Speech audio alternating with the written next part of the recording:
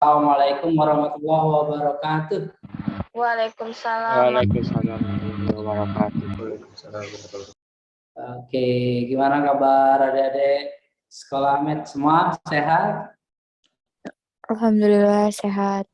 Alhamdulillah. Ini jumpa lagi live class dengan Kak Ari ya. Pada kesempatan ini kita akan belajar biologi dan melanjutkan pembahasan materi kita tentang animalia ya, atau kingdom animalia. Pada pertemuan sebelumnya kita sudah bahas tentang kingdom Monera, Protista, fungi ya. Dan hari ini kita akan belajar tentang kingdom animalia. Gitu. Nah, sudah siap ya? Oke, ini animalia juga lumayan padat materinya, sehingga nanti kita sambil maraton. Jadi kalian simak ya, nanti kalau perlu SS di SS ya. Sebelum kita lanjut, coba nih, masih ingat nggak?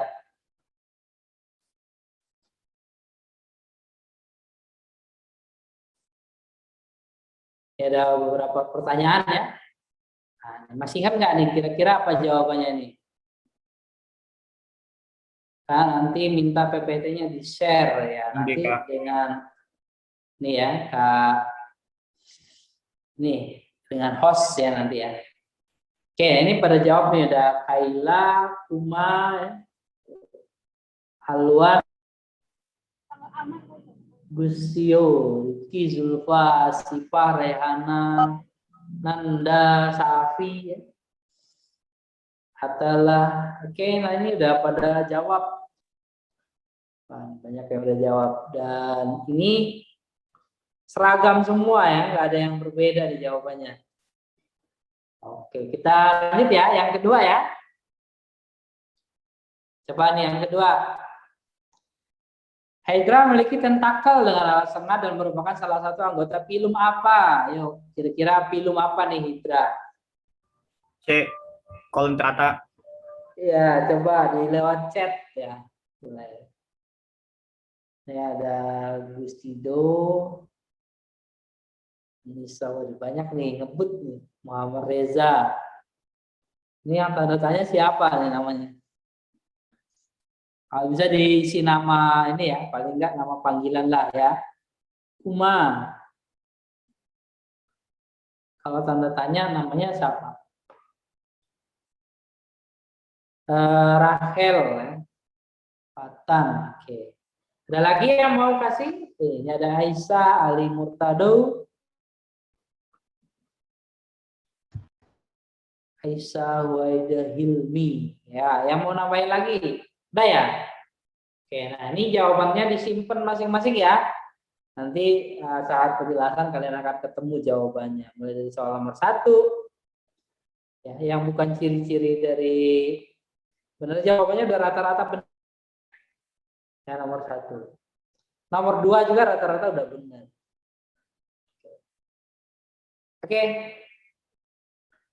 Oh, Fadli ya. Nah, adik-adik, live kita hari ini adalah tentang animalia. Animalia ini salah satu kingdom dari sistem 5 kingdom yang dikemukakan oleh R.H. Whittaker ya. Dan animalia ini punya ciri-ciri seperti ini. Mungkin sedikit sudah pernah kita singgung-singgung waktu pertemuan sebelumnya, yaitu membahas protista mirip hewan ya kan. Gitu. Waktu bahas Monera juga kan ada sedikit tentang animalia. Jadi semua anggota animalia itu eukariotik, tidak punya dinding dan bersel banyak, heterotrof. Motil atau bergerak bebas, aktif ya. Kemudian reproduksinya itu generatif. Ya, walaupun ada beberapa yang secara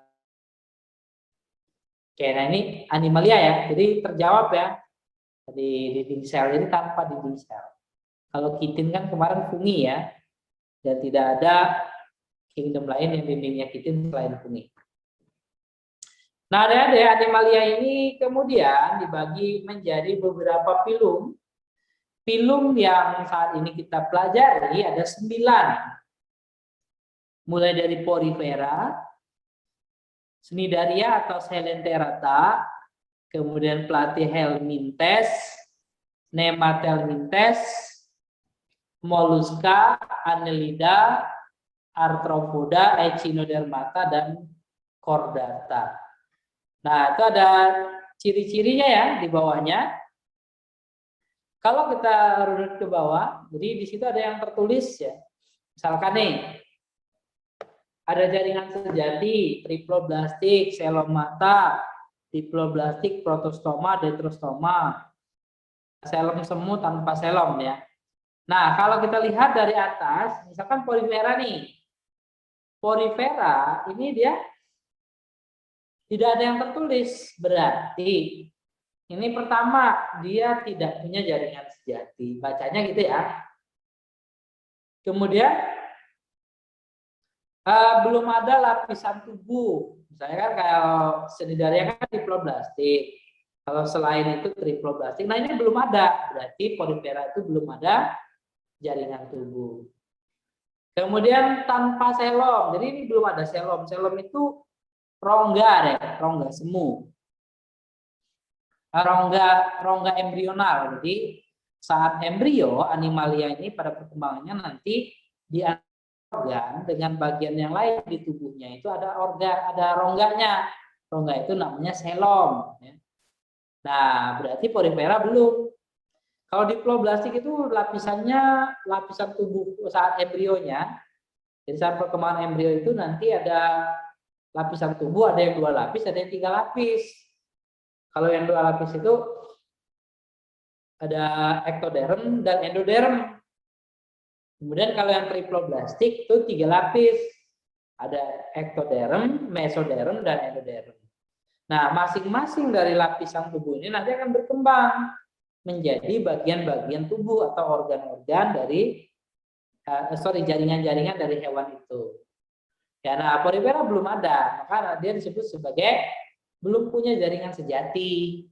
Makanya disebut sebagai parazoa ya, atau hewan semu. Kok masuk hewan? Ingat kemarin kalau udah bersel banyak dia masuk hewan. Nah, kecuali dia masih bersel 1, itu masuk ke dalam kingdom Protista mirip hewan, gitu ya. Nah, yang lain juga sama nih bacanya. Protostoma berarti ini baca ke bawah nih, protostoma, dia protostoma. Oke. Kemudian Cnidaria diploblastik, jaringannya sejati. Jadi tubuhnya udah 2 lapis, jaringannya sejati tanpa selom ya. Begitu. Kemudian Platyhelminthes berarti tanpa selom, triploblastik, jaringannya sejati. Oke ya. Nematoda ada selomnya ya, semu tapi nanti nama lain nematoda itu Nemathelminthes. Sama kalau Cnidaria itu nama lainnya Coelenterata ya, dan seterusnya. Jadi ini ada 9 filum. Nah, tahap pertama yang perlu kalian pahami sebelum mempelajari animalia adalah filum ini ya, nama-nama filum ini biar nggak bingung. Jadi 9 filum mulai Porifera, Cnidaria, Platyhelminthes, Nemathelminthes, Annelida, Mollusca, Arthropoda, Cnidaria, dan Chordata. Nah, itu kalian ingat dulu itu. Dan ciri-ciri umumnya ya. Nah, setelah itu baru kemudian lebih rinci lagi. Kita lihat lebih rinci ya. Yang pertama adalah Porifera. Porifera disebut hewan berpori. Ya, pori itu pori-pori ya, Vera. Ini termasuk parazoa karena belum punya jaringan sejati. Dan nanti pergerakan air sangat penting nih bagi Porifera. Air itu akan bergerak dan pergerakan air ini akan membawa oksigen, membawa makanan untuk Porifera. Oke, kita lihat struktur tubuhnya seperti ini. Jadi Porifera itu ada bagiannya saluran airnya namanya osteum. Osteum ini yang lubang-lubang yang disebut pori ya. Osteum. Nah, osteum itu disebut oleh sel-sel pori namanya porosit. Gitu. Selanjutnya di bagian dalamnya itu ada sel-sel yang berflagel. Nah, sel inilah yang menggerak-gerakkan flagelnya. Sehingga air masuk lewat osteum, kemudian masuk ke rongga ini. Rongga ini namanya spermosel. Dan keluar lewat oskulum. Itu aliran airnya seperti itu ya. Oke. Nanti kuanosin ini selain menggerak-gerakkan air, nanti kan begitu air masuk ada bawa oksigen, ya, bawa makanan. Nah, oksigen dan makanan itu nanti diserap, ya, diserap kemudian dicerna makanannya, ditransfer ke sel nih, sel amebosit. Di sel amebosit diedarkan nih makanan ke sel-sel yang lain. Itu. Nah itu bagian mesohil namanya. Selanjutnya ada bagian pinakosit. Pinakosit itu lapisan terluarnya dan akan membentuk rangka-rangka pada porifera. Rangka pada porifera namanya spikula. Itu ya, rangkanya nanti macam-macam, ada yang dari kalsium, ada yang dari kersik, ya, dan ada yang dari spongin atau spon. Itu ya. Nah, ini kelompok porifera. Ini saluran airnya ada yang sederhana namanya aston. Yang semi sederhana namanya sikon. Kalau yang rumit, aliran airnya disebut dengan aliran leikon atau ragon. Oke, ini porifera. Berikutnya adalah sel enterata. Bentar ya, maaf.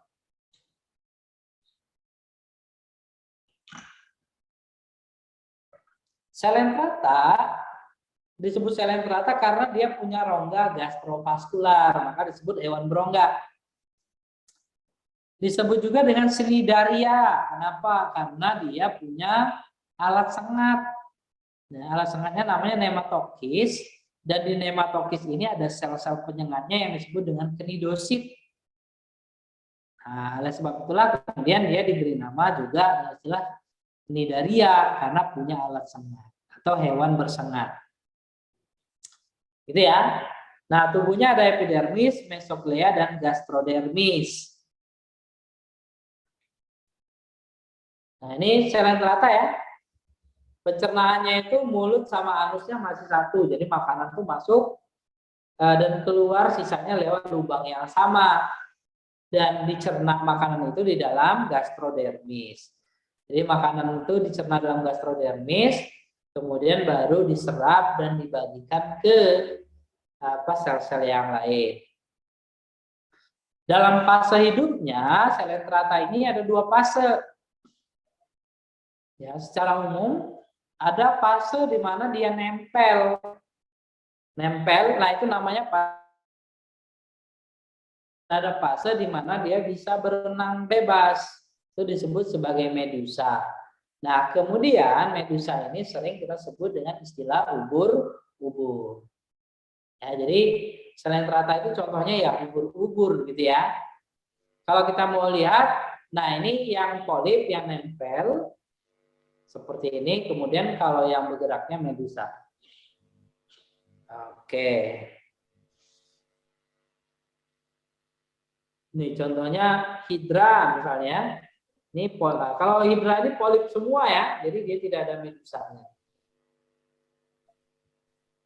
Nah, sel enterata ada 3 kelompok adik-adik. Yang pertama hidrozoa. Contohnya adalah obelia sama hidra. Kalau hidra itu dia nempel saja, jadi tidak tidak ada medusanya, polip semua. Kalau obelia itu ada polip, ada medusa. Kemudian ada sipozoa. Sipozoa itu mangkok seperti mangkok ya. Nah, contohnya Aurelia, dia ada polip dan ada medusa. Dan kelompok yang ketiga dari sel enterata adalah Anthozoa. Antho itu bunga, zoa itu hewan. Jadi hewan yang bentuknya seperti pas bunga. Ya, contohnya adalah koral, kemudian apa sih namanya itu anemon ya, anemon laut. Nah, itu contoh anthozoa. Nah, kita lanjut ya. Ini contoh dari hidrozoa ya, Obelia. Tadi dikatakan Obelia itu ada polip dan medusa. Nah, ini polipnya nempel ya. Ini polip muda dan ini polip dewasa. Nah, polip yang sudah dewasa itu lengannya ada dua macam. Ini lengan pertama yang punya banyak tentakel, tentunya adalah sengatnya juga ya. Nah, ini disebut hidran. Fungsinya adalah untuk menangkap dan mencerna makanan.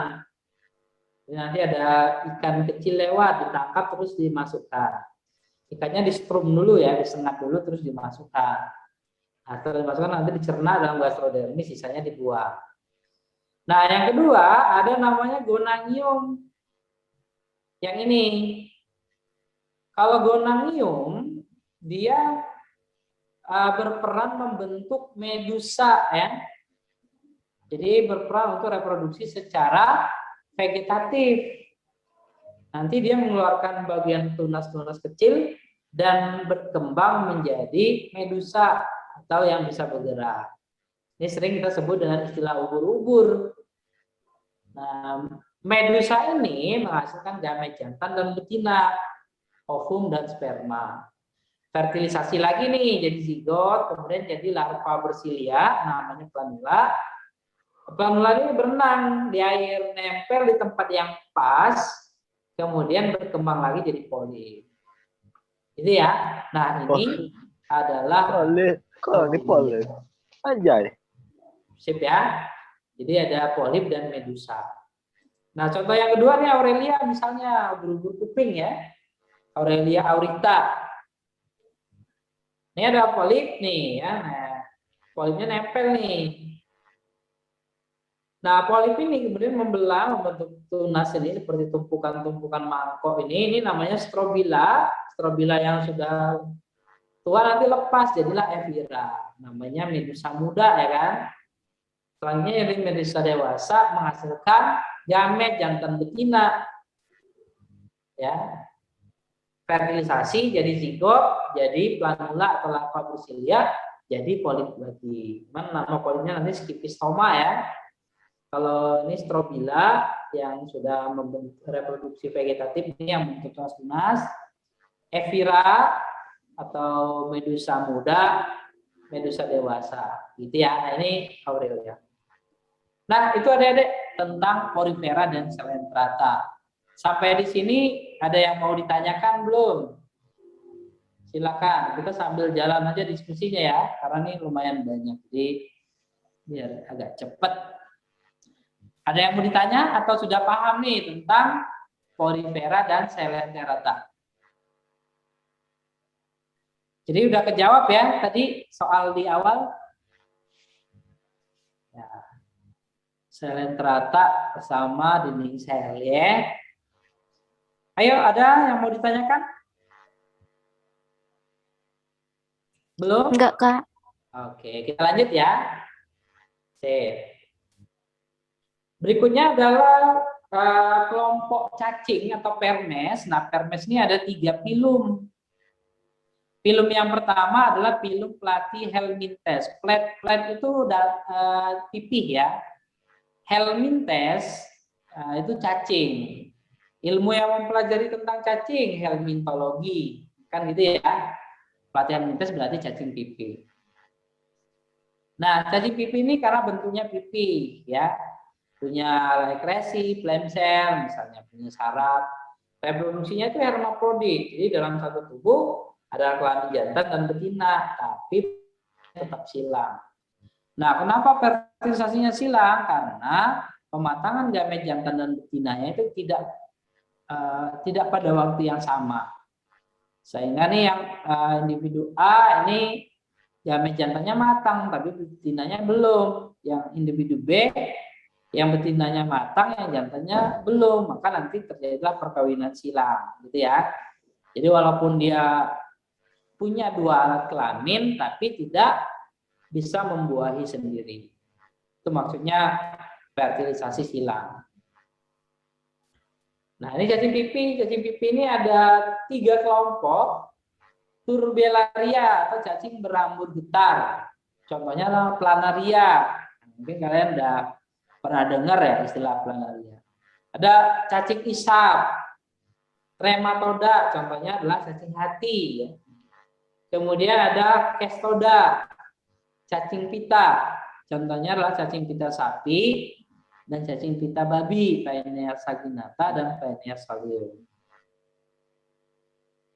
Oke, nah ini kalau planaria hidupnya bebas ya, bagian untuk mengambil makanannya ini ya namanya paring extended. Jadi ini mulut paring ya. Berikutnya nanti akan dicerna dalam tubuhnya, tidak punya pencernaan yang khusus ya. Dan planaria biasanya fragmentasi ya, bisa memutuskan bagian tubuh untuk reproduksi. Nah ini contoh dari yang kestoda, trematoda, cacing isap. Contohnya adalah Fasciola hepatica, cacing hati ternak, atau Clonorchis sinensis, cacing hati manusia. Nah, cacing ini menulari ternak dan manusia melalui tumbuhan air atau ikan yang dimasak tidak sempurna, tidak matang. Nah, di situ ada larvanya biasanya namanya metacercaria. Ketika manusia atau hewan memakan tumbuhan air atau ikan yang dimasak tidak sempurna, dan di situ ada metacercaria, dia kan tertular cacing hati, ya. Dan cacing hati ini di dalam tubuh hidupnya di hati menghasilkan telur ya, telurnya bisa keluar bersama feses. Telur ini kemudian menetas menjadi mirasidium. Mirasidium masuk ke tubuh siput. Dalam tubuh siput dia kemudian berkembang menjadi sporokis, serkaria, redia, serkaria. Dan serkaria itu punya alat gerak seperti ekor ini keluar nih dari tubuh siput, nempel di sisik ikan atau di tumbuhan air. Gitu. Setelah nempel dia lepaskan ekornya, jadilah metacercaria. Kalau termakan oleh ternak dan manusia itu tertular juga. Ya ini Fasciola hepatica. Berikutnya cacing pita. Cacing pita ini nularnya lewat daging ya, daging sapi atau daging babi, atau istilah biologinya otot sapi dan otot babi.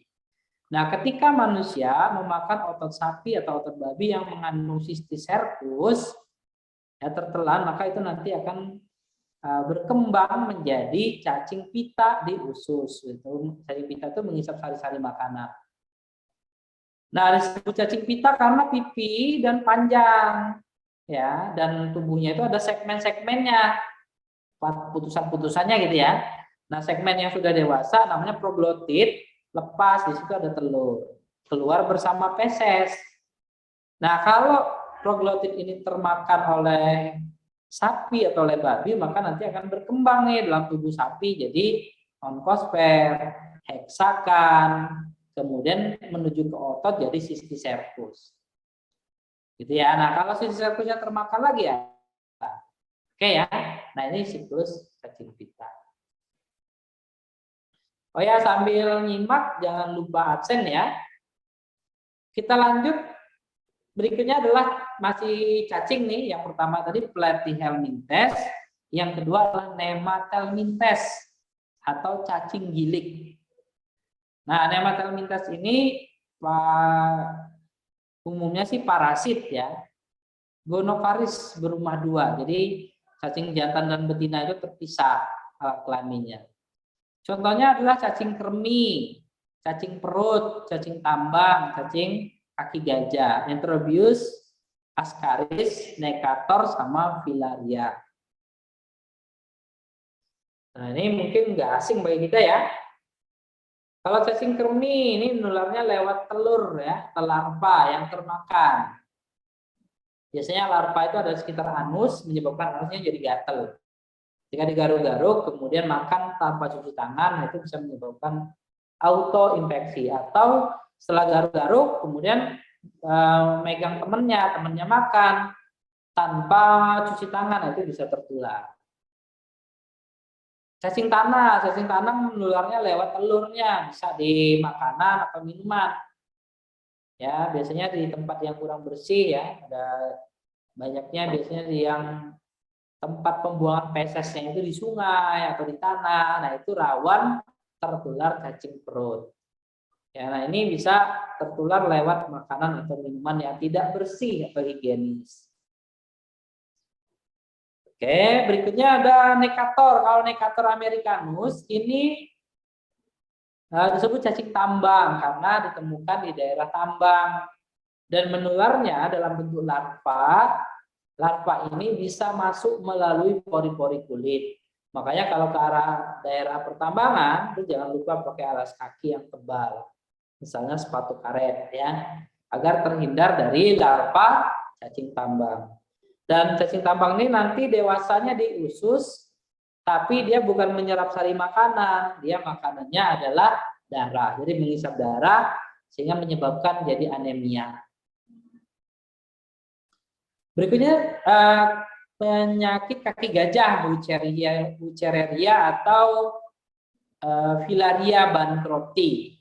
Cacing ini ya hidupnya di sel limpa ya, di jaringan limpa pada manusia sehingga menyebabkan terjadi pembengkakan. Biasanya yang pertama kali membengkak itu adalah kaki, maka disebut sebagai penyakit kaki gajah. Nah, cacing ini ya terinfeksinya melalui gigitan nyamuk culek, isapan darah maksudnya ya, di mana nyamuk ini mengandung larva dari Wuchereria. Sehingga untuk membasmi cacing ini sama dengan membasmi malaria dan demam berdarah ya, menggunakan dengan membasmi nyamuk. Oke, ini cacing kaki gajah. Lanjut ya. Cacing yang ketiga adalah Annelida. Annelida disebut juga sebagai cacing gelang. Kenapa? Karena dia punya segmennya itu metameri. Maksudnya itu dia ada kayak lingkaran-lingkaran kan kalau kita lihat cacing. Dan lingkaran itu memisahkan dari bagian luar sampai ke bagian dalam. Maka disebut sebagai metameri. Sehingga kalau dipisahkan, diputus-putus, dia seperti cincin-cincin yang disatukan. Maka disebut sebagai cacing cincin atau cacing gelang ya, seperti gelang atau cincin. Oke. Nah, ini ya. Nah, ini cacing Annelida. Annelida ini pencernaannya sudah sempurna dari mulut sampai anus. Ada saraf tali ya, peredaran darahnya itu tertutup. Ekresinya nefridia dan hermafrodit. Tapi fertilisasinya silang, jadi mirip seperti pada pelatihan mintes dalam reproduksinya. Nah ini ya, ini struktur dari Annelida, misalnya adalah cacing tanah. Kita lanjut.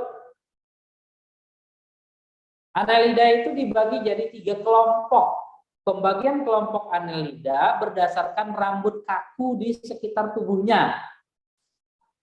Ya, ada rambut kakunya banyak. Rambut kaku itu namanya seta, ya. Nama lainnya seta atau caeta tulisannya.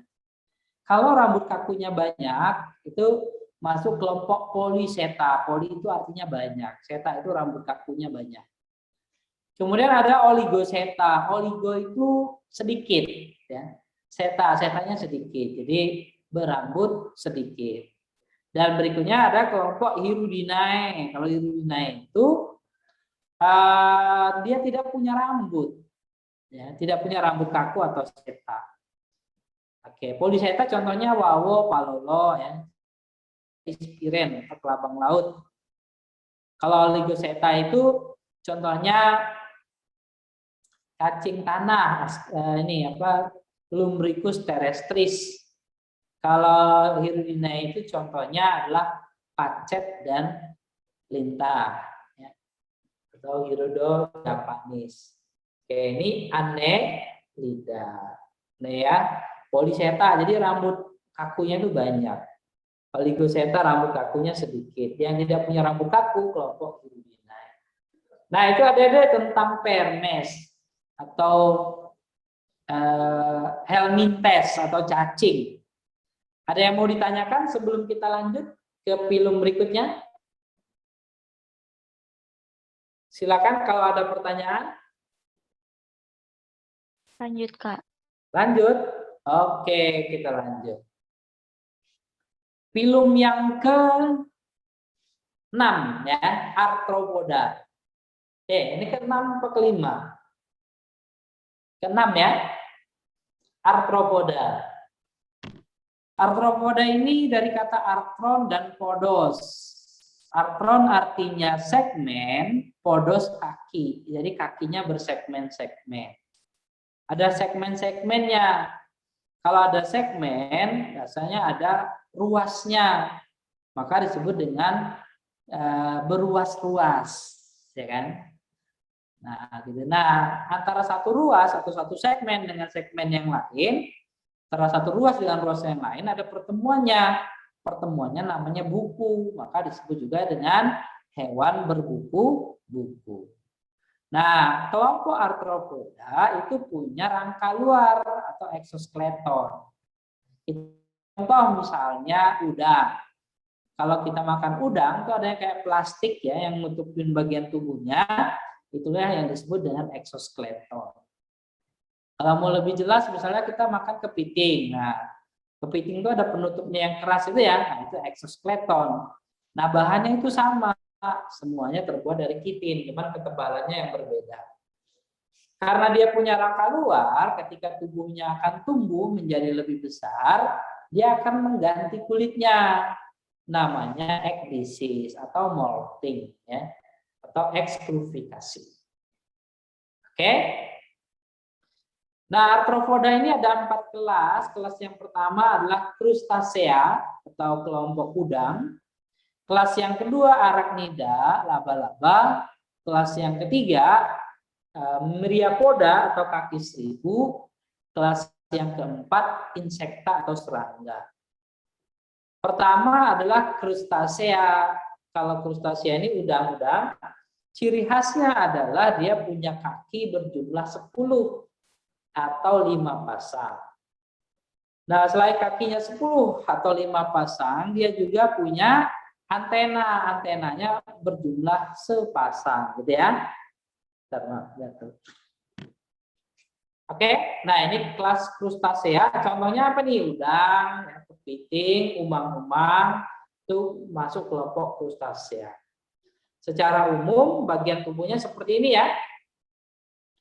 Jadi ada bagian-bagian tubuhnya ini antena, kakinya kalau kita hitung ini ada 5 ya. Dan yang paling ujung tuh membentuk capit atau pedipalpus ini ya.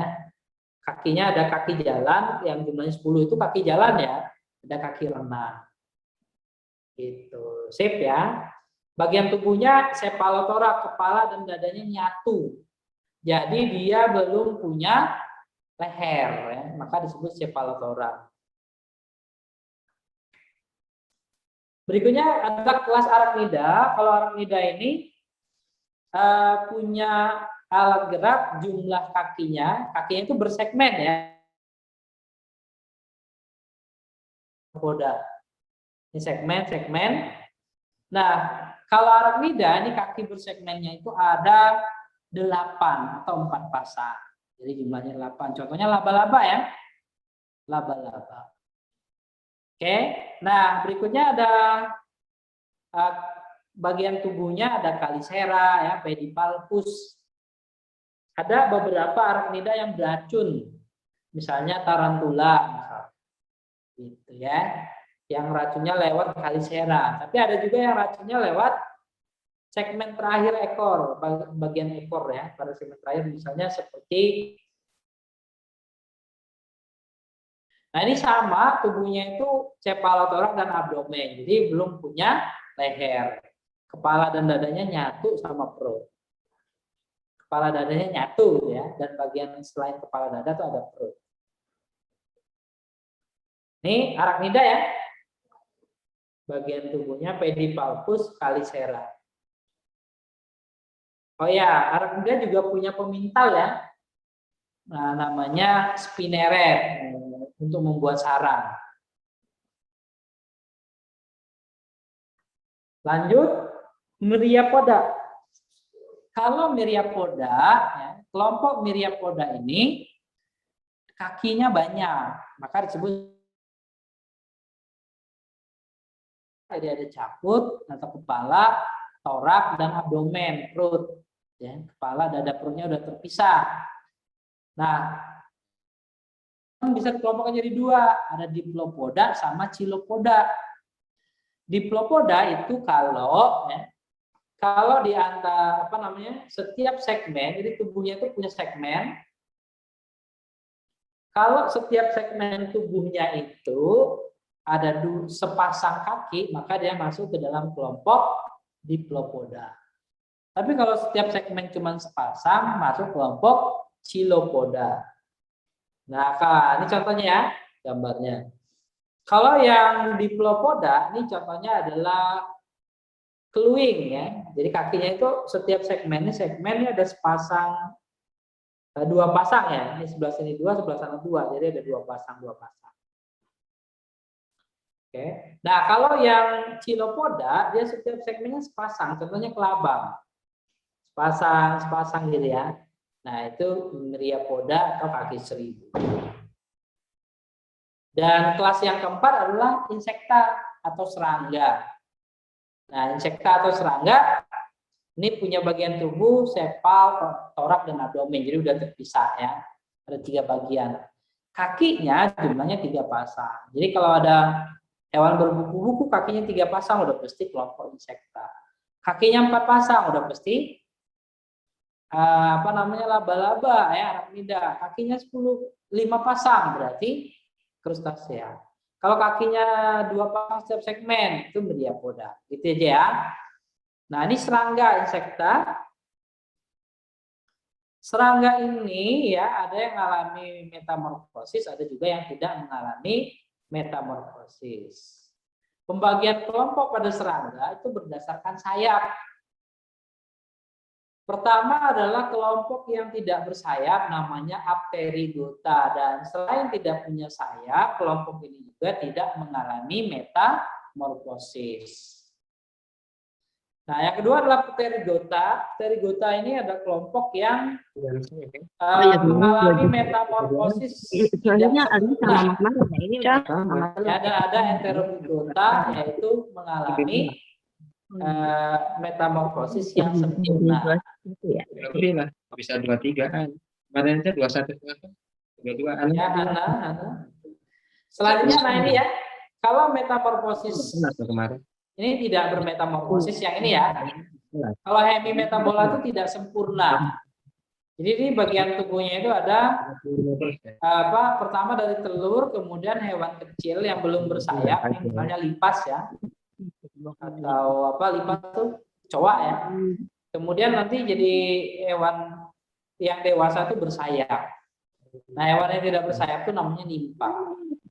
Kalau yang metamorfosis sempurna itu telur, kemudian jadi larva, larvanya itu ulat. Jadi antara telur dengan larva itu sangat berbeda. Kemudian jadi pupa, itu juga sangat berbeda lagi.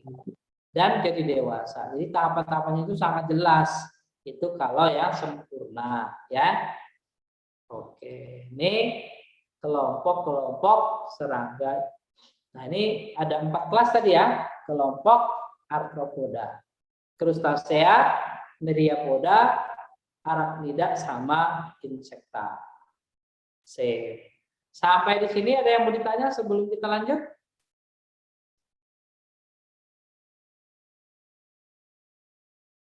Belum? Ada pertanyaan? Suara kakak masih jelas nggak, Adek-adek? Jelas, Kak. Lanjut, Kak. Oke, kita lanjut sekarang moluska. Filum yang berikutnya, yang ketujuh adalah moluska. Moluska ini filum yang anggotanya bertubuh lunak. Molus atau lunak. Nah, biasanya sih umumnya bercangkang, walaupun ada juga yang tidak bercangkang ya. Kemudian napasnya bisa dengan paru-paru atau bisa dengan insang. Ya. Nah, ini kelompoknya ya. Ada 3 kelompok moluska. Pertama adalah pelesipoda, kaki seperti kampak atau kakinya pipih. Ya, kelompok ini juga punya 2 cangkang, maka disebut kelompok bipalpia. dan juga insangnya berlapis-lapis, maka disebut kelompok Lamella branchiata. Makanya kelompok ini ada 3 nama, Pelesipoda atau Bivalvia atau Lamella branchiata. Nah, contohnya apa sih? Contohnya adalah kerang. Kan kerang itu cangkangnya ada 2 ya. Nah, ini kelompok Pelesipoda biasanya ada yang menghasilkan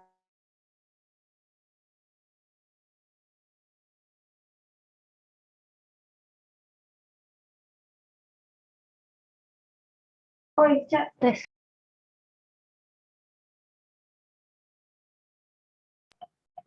Tes.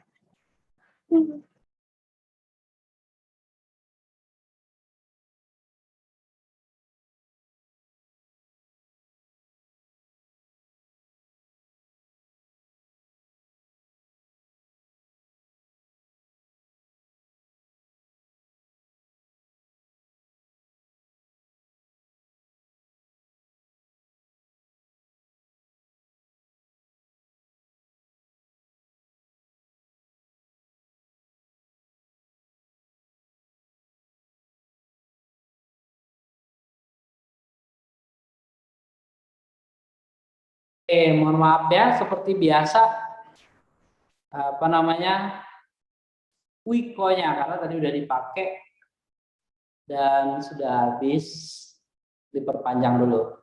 Kita lanjut ya, tadi sampai di kelompok Gastropoda, kakinya di perut. Kalau kaki di kepala tadi sotong ya, cumi-cumi, nautilus sama gurita. Kalau yang gastropoda, ini contohnya adalah siput bekicot, jadi kakinya itu di perut. Kan disebut gastropoda. Gastron itu perut, podos itu kaki, kakinya di perut. Oke ya, kita lanjut lagi.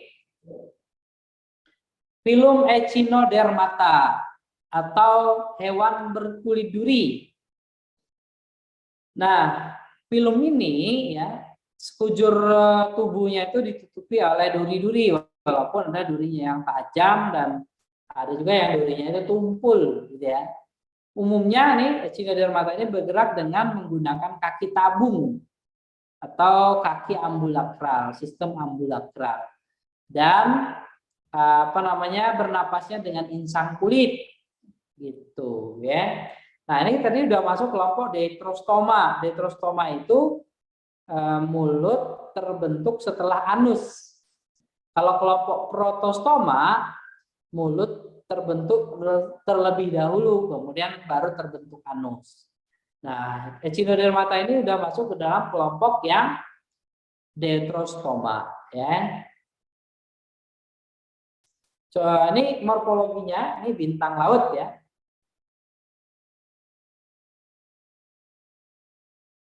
Echinodermata dibagi menjadi beberapa kelas. Ada Asteroidea bintang laut, Patrick.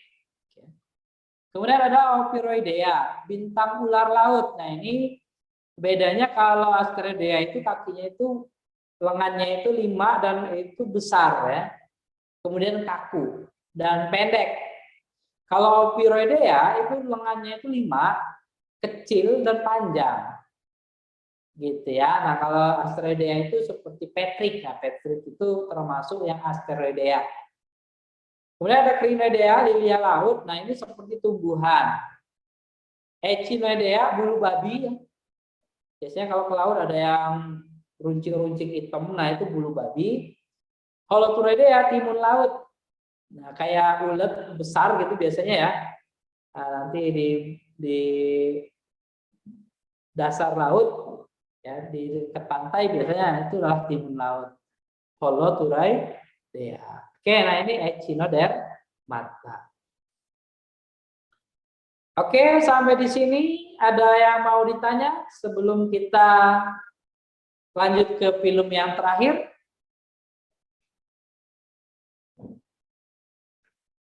Belum ada pertanyaan?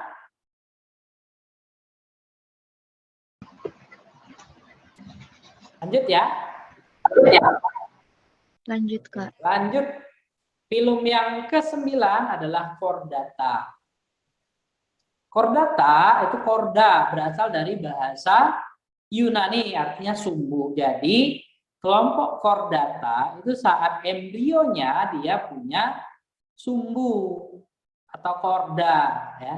Di mana sumbu ini nanti berkembang ya, berkembang menjadi tulang belakang atau menjadi tengkorak. Ya, gitu. Menjadi saraf ya, sistem saraf. Nah, kelompok filum chordata ini nanti ada 2 kelompok. Akraniata tidak bertulang tengkorak sama kraniata punya tulang tengkorak.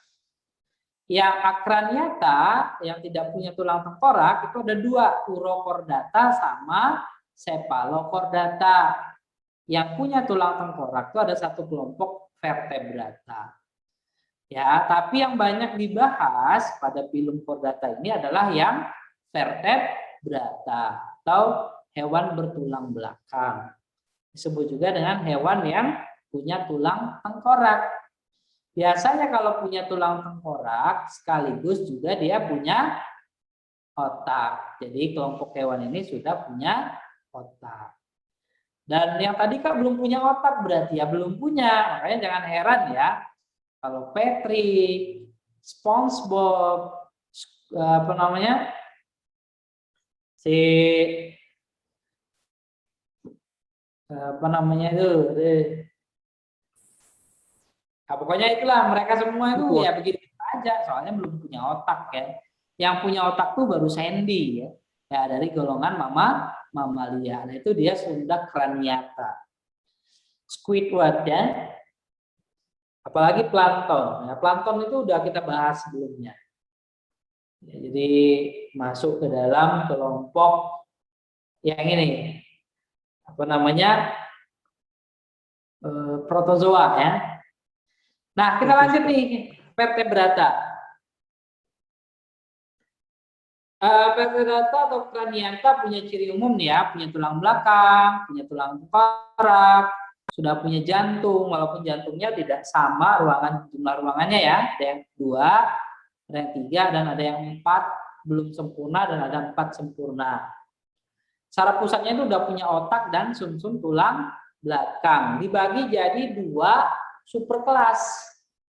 Superkelas Pisces napasnya dengan insang dan bergerak dengan sirip, dan superkelas Tetrapoda. Nah, Tetrapoda ini bernapas dengan paru-paru dan bergerak dengan kaki. Ya, nanti yang Pisces ada 3 kelas, yaitu Agnatha, ikan tidak berahang, ini nggak punya rahang. Kemudian Chondrichthyes, ikan bertulang rawan. Dan terakhir Osteichthyes, ikan tulang sejati. Ada 3 kelas ya dari superkelas Pisces. Kemudian vertebrata superkelas Tetrapoda, tetra itu 4, podos itu kaki, jadi berkaki 4. Nah, superkelas Tetrapoda ini ada amfibi, reptil, aves, dan mamalia. Jadi ada 4 kelas. Sehingga total kelas untuk vertebrata ini ada 7. Ya, kalau kita urutkan Agnatha, Chondrichthyes, Osteichthyes, amfibi, reptil, apes, dan mamalia. Itu ya. Nah, kita lihat satu-satu. Agnatha itu ikan yang tidak punya rahang. Karena ikan alat geraknya pakai sirip dan alat napasnya pakai insang. Dan kelompok ikan ini biasanya bersisik ya. Umumnya bersisik walaupun ada beberapa yang tidak punya sisik. Kemudian ini Agnatha ya, jadi mulutnya itu nggak ada rahangnya, mulutnya seperti ini. Ini namanya gigi parut. Oke, kita lanjut. Ada Chondrichthyes, ikan tulang rawan. Jadi tulangnya itu rawan dan dia tidak punya tutup insang, sehingga nanti biasanya bagian pinggirnya itu di belakang kepalanya itu ada lubang-lubangnya, misalnya hiu ya, gitu. Nah ini Chondrichthyes. Contohnya ikan hiu, cucut sama pari. Berikutnya adalah yang Osteichthyes, ikan tulang sejati. Nah, ikan tulang sejati ini tulangnya keras. Nah, ini ikan yang pada umumnya ya. Nah, ikan air tawar itu tulang sejati semua. Air laut sebagian besar ikan air laut itu tulangnya tulang sejati. Sudah punya tutup insang ya?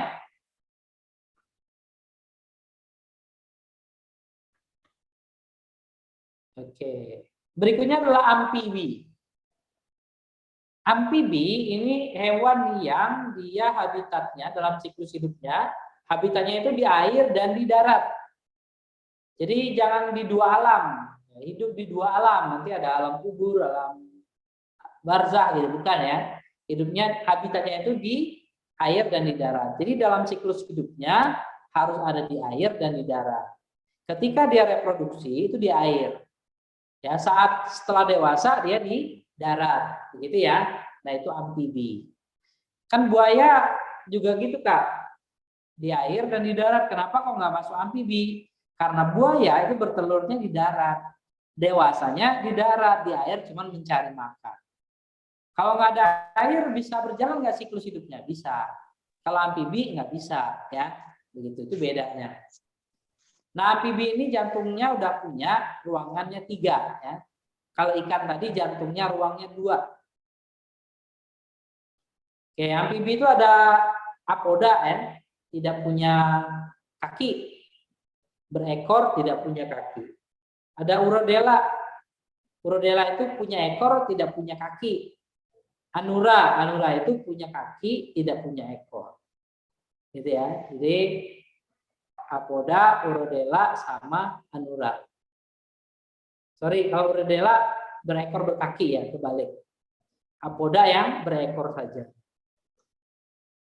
Ini amfibi, ini yang apoda, ini yang urodela, salamander ya. Kalau ini salamander cacing, ini salamander. Yang ini yang anura, katak punya kaki, tidak punya ekor. Reptil ya, hewan melata. Reptil ini ruang jantungnya ada 4, tapi belum sempurna. Di antara bilik ya itu ada celah namanya foramen vanizae. Gitu ya. Nah, ini reptil. Terus ada squamata, testudinata, sama krokodil. Ini opidia, lacertia, ini banyak ya kelompoknya, testudina. Ini kelompok-kelompok reptil. Aves atau kita sebut unggas atau burung. Nah, unggas atau burung ini alat geraknya berupa sayap ya dan kaki. Jadi alat gerak depannya itu menjadi sayap. Walaupun tidak semua terbang ya, ada burung terbang, ada yang tidak terbang. Jantungnya ruangnya udah 4 sempurna, bernapas dengan paru-paru. Punya alat bantu namanya saccus pneumaticus. Dan pada burung itu ovariumnya cuma 1 ya, yaitu sebelah kiri. Sebelah kanannya mengalami reduksi atau mengecil ya. Gitu. Nah, ini aves. Selanjutnya mamalia. Mamalia, hewan yang masuk kelompok mamalia kalau dia menghasilkan susu dari kelenjar susu. Ya. Mamalia itu dari kata mamai. Mamai itu kelenjar susu. Sehingga semua anggota kelas mamalia itu punya kelenjar susu. Nah, napasnya dengan menggunakan paru-paru. Dan reproduksinya sebagian besar itu vivipar ya, melahirkan. Ada yang melahirkan kemudian selama belum lahir di dalam rahim itu namanya euterina. Ada yang hamilnya sebentar kemudian anaknya keluar masih ada ukurannya yang sangat kecil, berkembang di kantung. Nah, itu kelompok marsupialia. Dan ada yang bertelur, monotremata, contohnya platypus. Ya, jadi tidak semua mamalia kemudian melahirkan, gitu ya. Nah, kok masuk mamalia Kak? Karena ciri-ciri utamanya dia punya kelenjar susu atau glandula mama. Gitu ya. Nah, ini contohnya ini monotremata nih, platypus bertelur ya. Kemudian nokdiak juga bertelur. Tapi masuk mamalia karena dia menghasilkan punya glandula mama. Ini yang berkantung marsupialia. Dan ini yang melahirkan ya, yang hamil misalnya primata, ruminansia itu yang alat pencernaannya ada perutnya ada 4 ruangan. Oke. Nah, gitu adik-adik ya. Materi tentang animalia. Kira-kira sampai di sini ada yang mau ditanyakan? Kita masih ada waktu nih 2 menit. Kalau ada pertanyaan silakan. Silakan kalau kalian ada pertanyaan. Atau sudah jelas? Jadi kalau kita ulang ya, mamalia itu ada 9 filum. Porifera, Coelenterata, Platyhelminthes, Nematominthes, Annelida, Arthropoda, Mollusca, Echinodermata, dan Chordata. Kak, jadi mamalia itu selalu menyusui ya? Iya. Semua mamalia menyusui. Kalau lumba-lumba nyusuinya gimana, Kak? Nah, lumba-lumba nyusuinya tidak seperti sapi ya kan, anaknya bergantung gitu enggak. Tapi nanti susunya langsung disemprotkan ke dalam mulut anaknya sehingga langsung tertelan ya gitu. Kalau platypus itu bahkan dia tidak punya puting susu. Jadi susunya itu dari kelenjar susu dikeluarkan ke kulitnya sehingga anaknya itu nyusunya itu menjilatin kulit induknya gitu ya. Oke, jadi benar tuh semua mamalia itu menyusui. Ada lagi yang mau ditanyakan?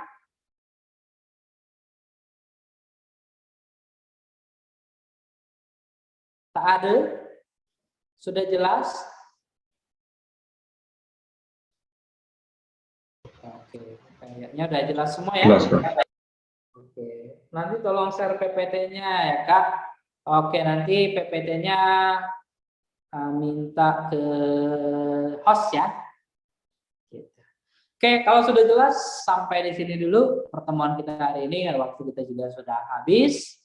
Semoga bermanfaat adik-adik ya, menjadi ilmu dan bisa membantu kalian nanti untuk UTBK di tahun depan ya 2022. Gitu saja dari kakak, lebih kurang mohon maaf. Sampai jumpa lagi lain waktu dan kesempatan. Jangan lupa pakai masker, mencuci tangan, menjaga jarak, menghindari kerumunan, dan kalau yang bisa vaksin silakan segera vaksin. Itu saja. Sampai jumpa lagi, Kak Airi. Assalamualaikum warahmatullahi wabarakatuh ya. Bye bye.